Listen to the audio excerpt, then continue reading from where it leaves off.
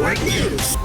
Sa likod ng rehas, madalas ay tila napuputol ang pangarap. Ngunit para sa ilang persons deprived of liberty, hindi dito nagtatapos ang lahat. Bagkus dito nagsisimula ang panibagong pag-asa. Sa Leyte Regional Prison, pinatunayan ng 50 PDL na walang makakapigil sa hangaring matuto. Sa kabila ng pagkakakulong, matagumpay nilang natapos ang senior high school sa pamamagitan ng Alternative Learning System o ALS ng Department of Education.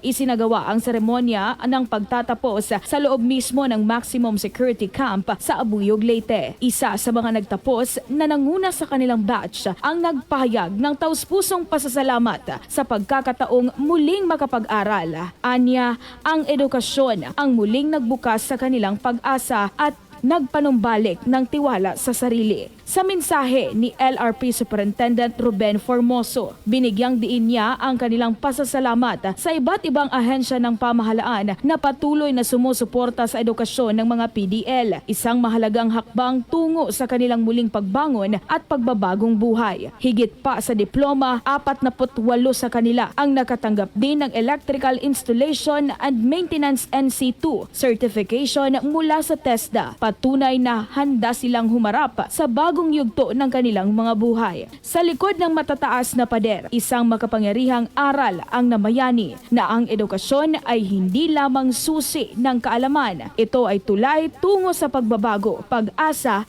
at muling pagsisimula. Kasama mo mula sa RMN Tacloban, Radyoman Justin Traya, Tatak RMN. RMN Network News.